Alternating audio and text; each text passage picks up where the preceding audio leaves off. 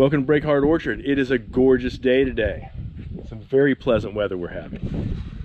I am getting ready to start cutting sill plates for this house. This is a SIPS panel house, and I am getting ready to cut these 2x8s down to 6.5 inches. I'm going to rip them down to 6.5. They get a hole drilled in them. They go here on this 6-inch filled block. That is the sill plate upon which we will stick the bottom plate, and we will mount the SIPS panels when they come in here in a couple of weeks. So I've got to get busy on this and start getting these things on here. In my head, I've worked out the method I'm going to use to measure the holes properly and get them drilled and put on here. So I'm going to start cutting, and we're going to find out how this works.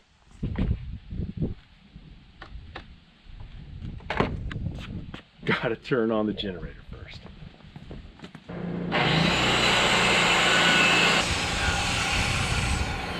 One thing I should probably do. I forgot to put on my hearing protection.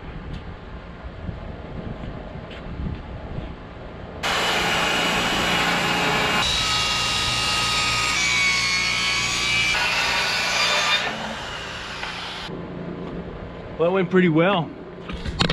I've got about 300 feet of sill plate that I got to cut for this house. That's just 12 feet.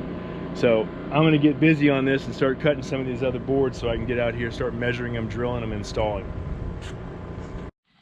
We've got all of our boards ripped. So we've got all of our boards ripped to proper width, and I'm setting them up, and I've gone ahead and done my first board. I've got it drilled and set down on the filled block. And what I've done is just simply set the board down,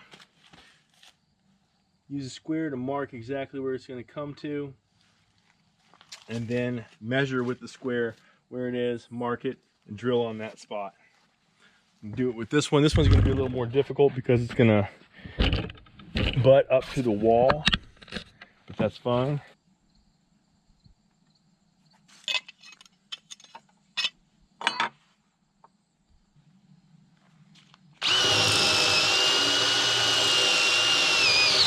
Right here, where I've got this interior framing set up, it's going to butt up against that, and I want to make sure that I have this positioned distance-wise equidistant from where it's on that side, because there's a little bit of flex on this one because this is not a load-bearing wall.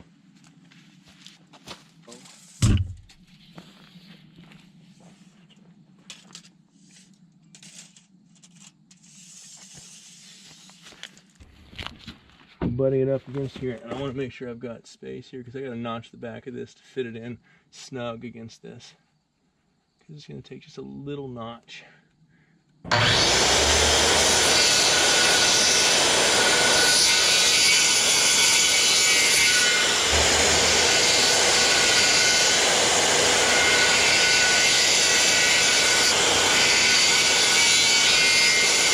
And there are a lot of different ways you can do this. You'll see some people who do this for a living. They'll just come up here and crack it with a hammer.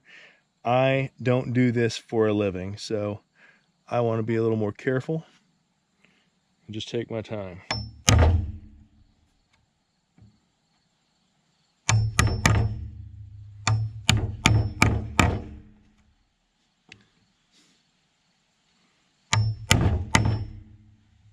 You can use a little oscillating saw if you had one.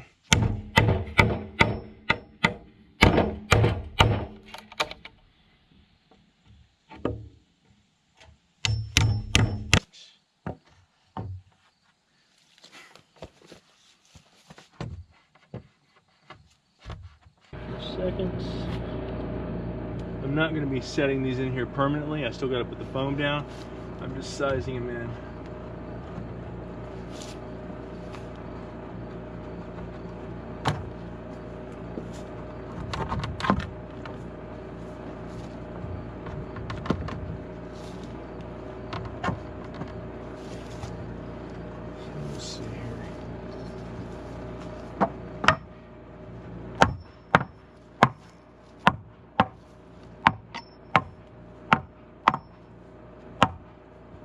Good. We are definitely in. That is 16 feet of sill plate that I've got down. which means I have 254 more feet that I've got to put down. So I'll be cutting sill plate at home during the week. I'm just going to pick up about 100 foot of it at a time, take it home, cut it, and get it ready, and then transport it here on the weekend so it's already ripped, and that way we can get busy with it. Because it takes a little bit to rip. When it's wet, it's pretty rough on the blade too. I think that's it for this week.